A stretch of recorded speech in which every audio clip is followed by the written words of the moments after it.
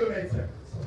Monsieur le Président, nous insistons, il a été dit beaucoup de choses autour de cette carte de visite. Considérez que c'est un montage qui ne nous engage pas. Nous vous remercions. Bonjour, Monsieur le Président. Nous pouvons faire connaître au tribunal une version du jurisprudence qui parle d'une extorsion des signatures. Une jurisprudence parlant de l'extorsion de la signature. Monsieur le Président, ce sont les dispositions de l'article 84 du Code pénal ordinaire. Voilà cette jurisprudence que nous sommes. La prévention d'extorsion n'est pas fondée lorsqu'on n'est pas établi que l'auteur sait faire remettre des effets mobiliers à la suite de quelques violences ou menaces. Tout le reste des escaliers. Voilà.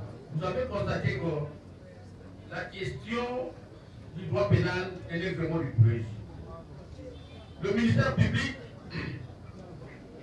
lorsqu'il instruisait, n'est-ce pas, à son office, a pris quand même un risque d'instruire sur la prévention d'extorsion des signatures. Alors que la législation en la matière le dit très clairement. Et vous l'avez également constaté que notre client a été entouré du prévenu voleur ainsi que de sa famille. Il y avait même d'autres malades qui étaient à ce parce que quand vous comprissez les pièces de PV déposées par mon client au niveau de l'auditorat, il a même affirmé qu'il y avait même eu des malades. Mon client. Bon, je n'ai pas ça en tête, mais je sais qu'au passé, je l'ai assisté à l'auditorat. À l'audition, je l'ai assisté dans toutes ces audiences. Il affirma qu'à son office, il y avait même des malades. Et même le capitaine S3 était là. Alors, lorsque le ministère public, légèrement, bon, avec toute légèreté, c'est permis de ne pas détruire. Bon, nous étions. Bon, c'est permis de ne pas détruire à la question liée à l'extorsion de la signature. Alors que c'est une question de la vie. C'est une question, n'est-ce pas, qui vient, n'est-ce pas, à la vie et à la liberté des personnes. Donc, nous trouvons que cette question-là, le ministère public n'a pas donné vraiment une disposition de garde assez. Ensuite, Monsieur le Président, votre honneur, nous avons encore la parole. Je voulais faire observer à l'office tribunal que lorsque mon client a parlé de l'appel téléphonique qu'il a reçu, comme quoi son cousin a vu passer une type de service de task force auquel œuvre, n'est-ce pas, mon client. Ce n'était pas la Jeep du commandement où se trouvaient les patrouilleurs. Ce n'était pas cette Jeep-là. C'était notre Jeep. Lui, il a quand même vu une Jeep, donc de task force, alors que c'était pas la Jeep des patrouilleurs. Mais lorsqu'il appela les patrouilleurs, donc lorsque son cousin appela les patrouilleurs, le ministère public a sauvé croire que non, c'était la Jeep que le cousin à notre client avait vu. C'était pas ça. Parce qu'à cette époque-là, comme l'a bien dit le capitaine Zababou, il se trouvait au niveau de la gare centrale. Mais la Jeep que le cousin à notre client avait vu, ce n'était pas la Jeep du patrouille, c'était une autre Jeep. Parce qu'ils sont nombreux. Ils sont nombreux. Voilà une observation que je voulais quand même faire au second tribunal pour ne pas qu'il y ait confusion catastrophique. Je laisse la parole. Merci beaucoup, Monsieur le Président. Monsieur le Président, ici je tiens à rappeler le ministère public par rapport à la doctrine du professeur Inabio. Monsieur, traité des droits pénals, Monsieur le Président. Le professeur Inabio, sur sa plume du droit, le ministère public est le garant des libertés individuelles. Et il a la charge d'instruire à charge et à décharge, Monsieur le Président. On a entendu tout ce que le ministère public a pu imputer à notre client, Monsieur le Président, la question est celle de savoir, est-ce que le ministère public est au courant que la partie civile avait frauduleusement soustrait les téléphones de Mme Guébou?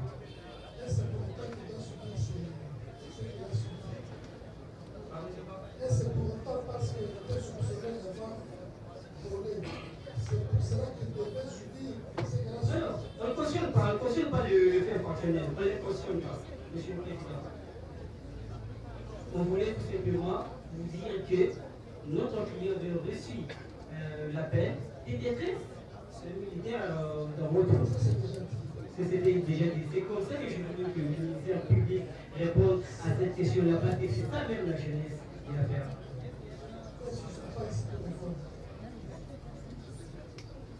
Merci, Monsieur le Président, de la parole que vous nous accordez. Monsieur le Président, nous sommes en matière pénale. Le droit pénal, c'est un droit de précision. En droit pénal, on n'admet pas de suppositions. Ce n'est pas pour rien, on vous dit, pour juger vos semblables. Même le ministère public doit le savoir. Lorsqu'il instruit un dossier, il instruit un dossier de l'un de ses semblables.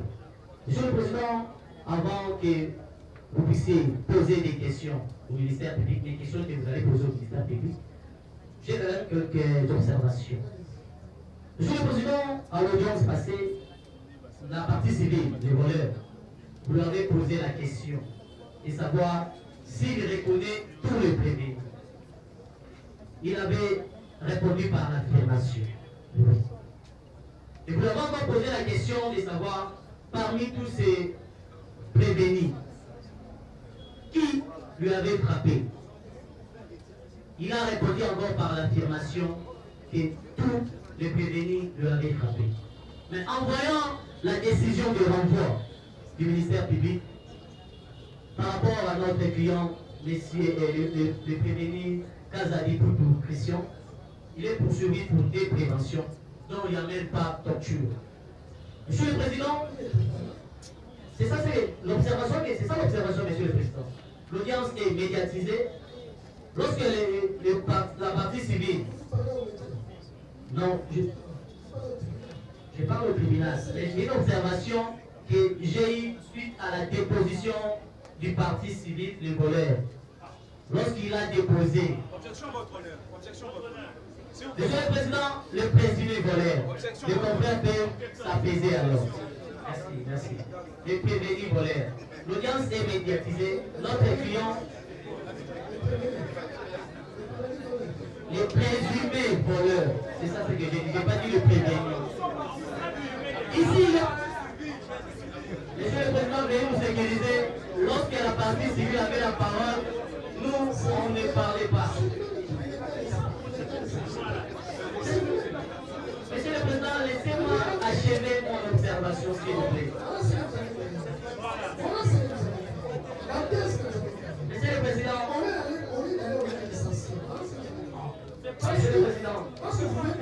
c'était une observation, laissez-moi achever. J'ai retiré ce que j'avais dit, les voleurs, j'ai dit les présumés. Voleurs de faits impersonnels du vol. Alors, merci. Monsieur le Président.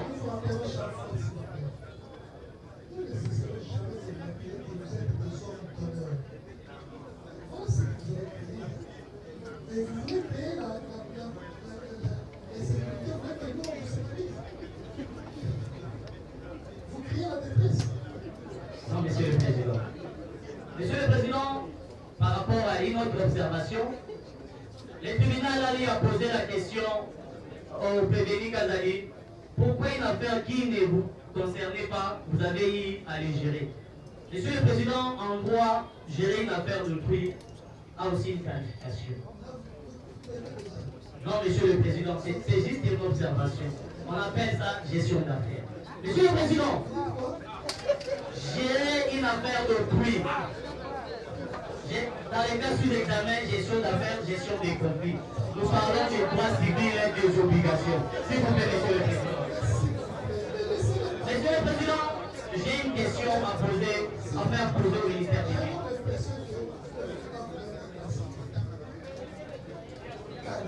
Merci, Monsieur le Président. Merci, Merci, Monsieur le Président. J'aimerais que le tribunal puisse poser la question à l'organe poursuivant, Madame l'organe de la loi. Il a affirmé par rapport à la prévention des tortures des signatures. Nous savons tous que par rapport à cette prévention, pour faire l'extorsion des signatures, il y a des violences ou des menaces. S'il peut nous préciser, il s'agissait de violences ou des menaces, quel genre de violences ou quel genre de menaces?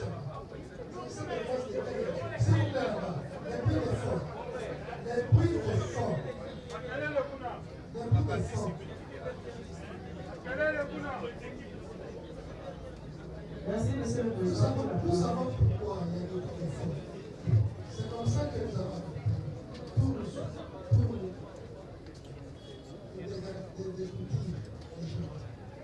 il s'agissait de quelle nature de violence ou de menace? Monsieur le Président, c'était des menaces verbales. On a proposé à la partie civile Martinique par le produit Kazakh. Gaïde na Bomaka. Bakilio Sobayaka na Babuawa. Atasoli Tobomi. Bakucha na Saki. Wale Kobaka na fleur. Akiboko Kobaka na Saki. Ce sont des définitions qui ont été faites depuis l'instruction jusqu'au devant votre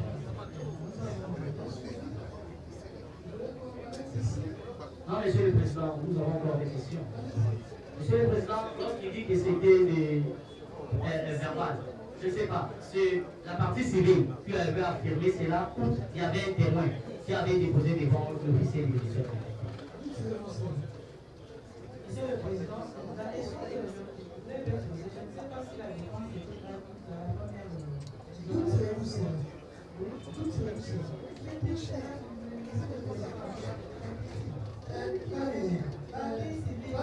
Platini qui a déclaré au effort de votre office.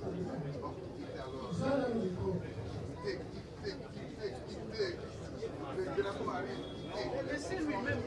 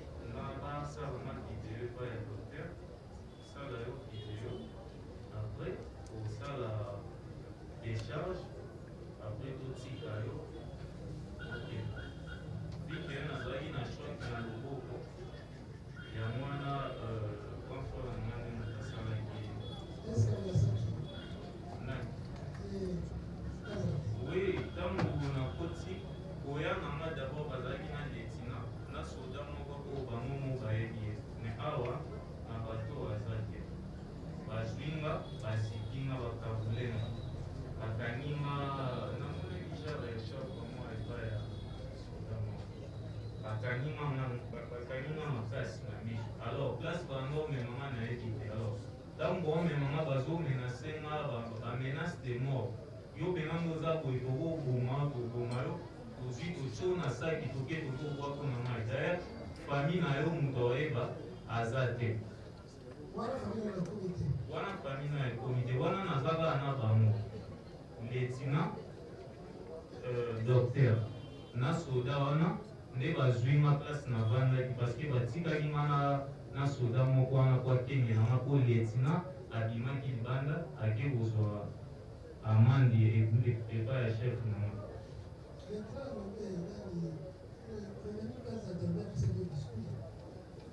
Bon, nayebi yango te.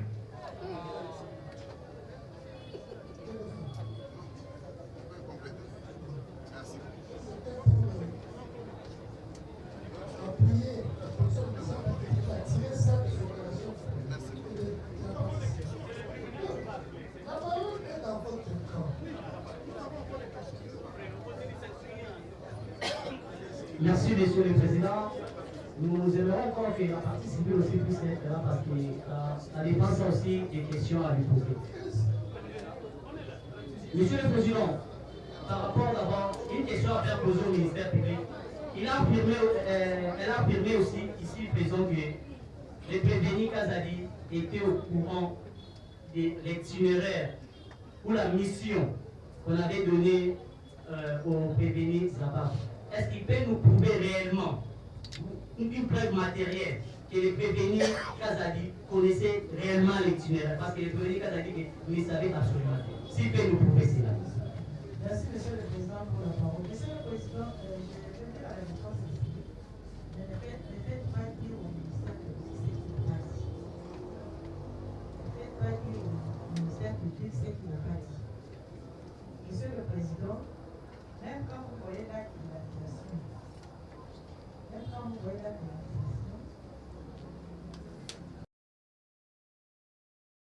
de la République en droit civil, il ne peut que respecter l'autonomie des volontés. Pour conclure, il s'agissait d'un arrangement amiable. C'est ce qui a été fait. Là où il y a dans les lieux supposés de crime. Vous avez répété plus d'une fois ces vocables arrangement amiable. Que donc, vous concluez pour dire que pour vous, il ne s'agissait pas d'une extorsion de signature, mais d'un arrangement. Exactement. C'est tout. Exactement, Monsieur le Président, il ne s'agit pas d'une extorsion de signature, c'était juste la poursuite, le processus de ce qui a été fait la nuit, l'autonomie de la volonté, le prévenu est à conscience. Exactement, Monsieur le Président. Donc, vous constaterez que l'article 6, je n'ai pas dit l'article 6, Monsieur le Président. Cette manière de faire, Monsieur, ça vient aussi le droit de la défense. Laissez-nous parler, puis vous allez... Vous parlez pour dire quoi? Monsieur le Président, donc apparemment, vous commencez déjà, vous connaissez ce que nous pouvons dire. Nous sommes de la défense. Vous nous laissez quand même parler. Vous avez suivi ici qu'on a demandé conseil.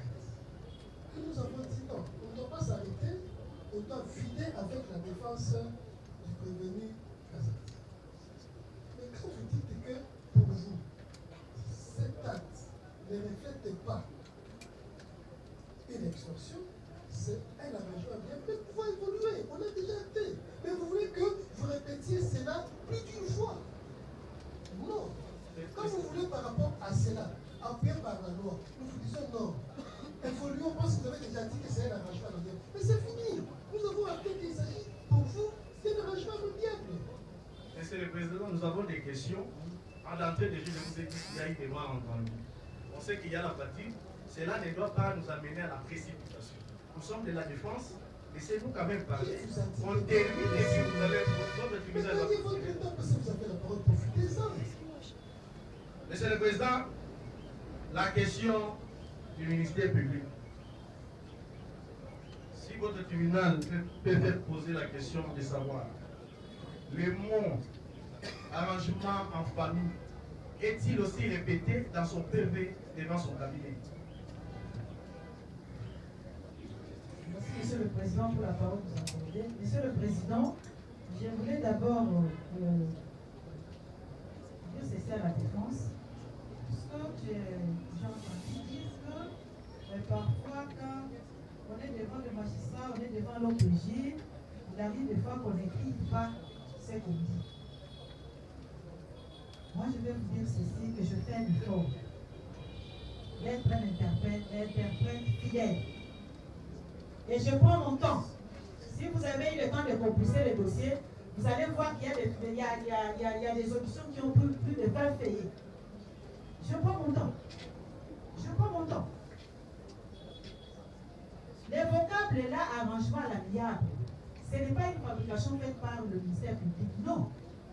Ce sont les termes de votre client. C'est lui-même qui l'a dit ici. C'est lui qui le répète chaque fois. Ce que lui appelle l'arrangement amiable là, c'est lui qui ne le dit, pas le ministère public. Nous parlons de l'extorsion de la signature. Nous avons dit. Nous en tirerons conséquence, Monsieur le Président. Une autre question.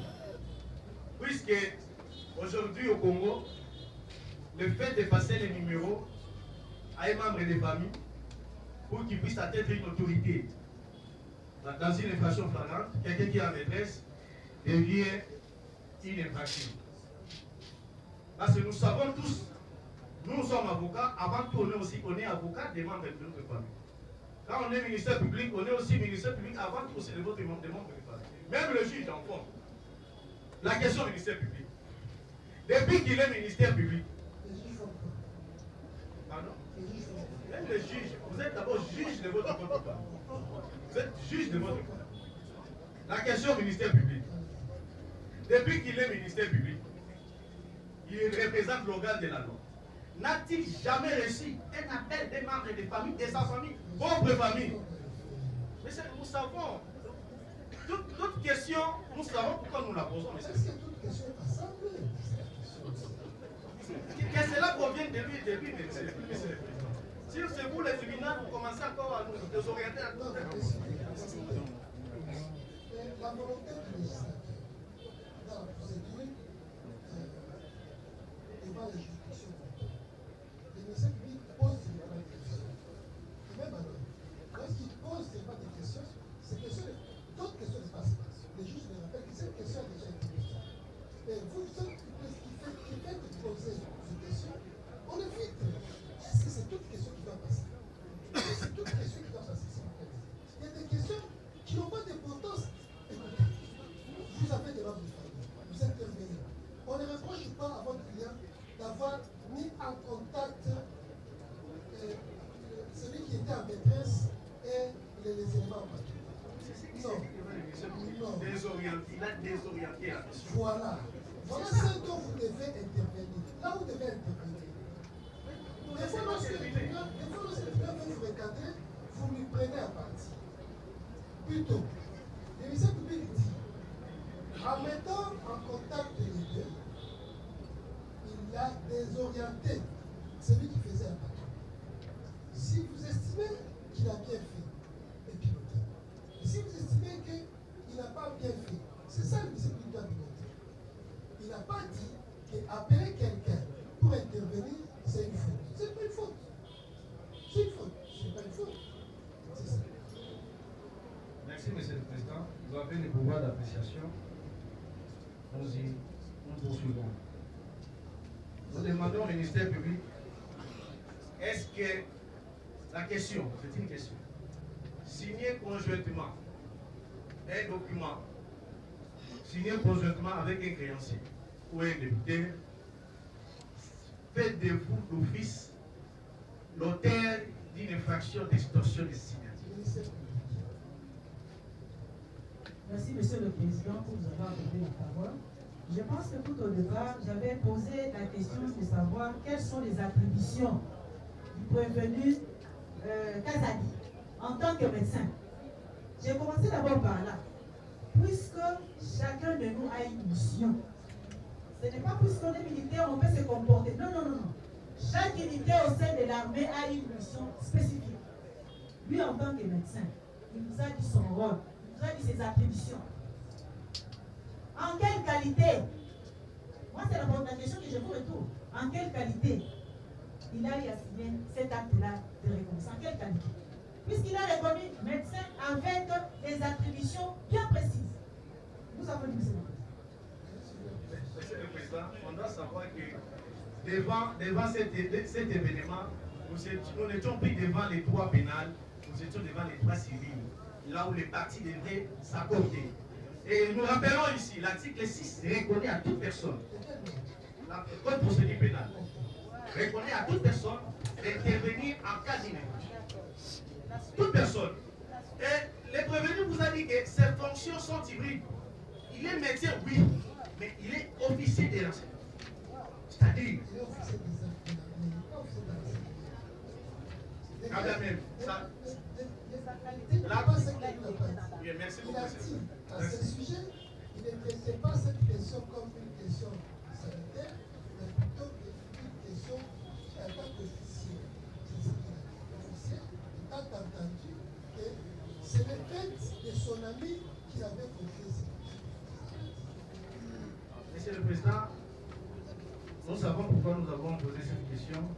Et il y en a plusieurs des sous-questions, mais par rapport au temps, je pose la dernière question. La dernière question, parce que j'étais à l'article ici, j'ai parlé que la loi reconnaît à toute personne d'intervenir et puis d'amener auprès d'une autorité compétente. Étant donné qu'il y avait flagrance, la flagrance en pratique a une durée de 48 heures. Donc il y avait encore suffisamment de temps pour finir au cas où il n'y avait pas un arrangement, soit une attente, déférer devant l'officier compétent. Monsieur le Président, la dernière question, parce que le confrère qui vient de me posséder tout à l'heure, il a posé la question au ministère public, à savoir de nous expliquer les actes de violence. Mais au lieu de nous expliquer les actes de violence, le ministère public nous donne les messages de menaces. Donc il y a eu des menaces. Alors, parmi les procédés de l'extorsion des signatures, la loi parle de violence ou menace. Il faut qu'on retienne quoi ici? Qu'on retienne violence ou menace. Nous savons les contrats, nous savons la question des renvois. Je peux vous dire. Quand la loi dit violence ou menace, c'est concomitant. Quand la loi dit choisir soit c'est soit une menace, soit c'est. Quand la loi dit la loi dit ici, le ministère public a choisi une menace, il appartient à vous de faire la décharge qui s'agissait de la décharge. Monsieur le Président, vous voyez, il y a une toute qui plane dans ce sens. Si nous voulons que les ministres publics nous répondent, il faut en tirer les conséquences. Monsieur le Président. Puisque quand on dit où, c'est. Pourquoi vous avez choisi la parole? Vous avez choisi Merci, Monsieur le Président. Non violence.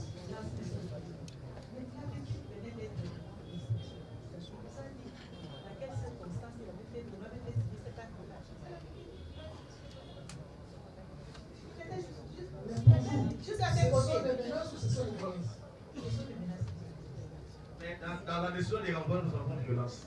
Donc nous tirerons conséquences. La dernière, Monsieur le Président.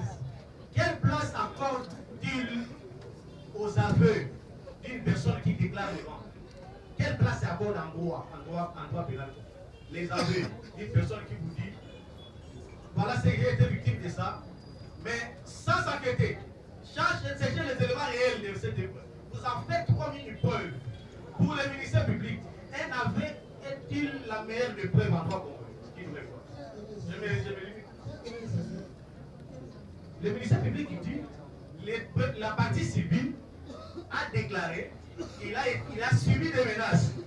Donc pour le ministère public, le fait pour la partie civile de dire ça, il a constitué déjà l'ensemble, il avait réuni les preuves par rapport à ça pour asseoir son argumentaire en disant que la partie civile a dit, non seulement non donner un PV de constat, soit des éléments nous amenant à votre tribunal à être convaincu qu'il y a eu exactement menace de mort. Puisque le ministère public ne peut pas vous amener à condamner, Monsieur le Président. Le ministère public doit vous amener à juger. Même la partie civile, il ne doit pas vous amener à condamner, il doit vous amener à juger. Ce n'est qu'en jugeant qu'on verra à condamner ou à quitter. Donc c'est ça la question que monsieur nous répond. Dans le cas où le ministère public se fonde sur les déclarations. Moi je pense pour la partie civile, comme il y a des hommes en uniforme, monsieur le contrôleur, nous sollicitons qu'il y ait aussi la présence de la République. Nous sollicitons qu'il y ait aussi la présence de la République pour nous permettre de bien confronter avec les gens qui l'ont mis au service. Merci.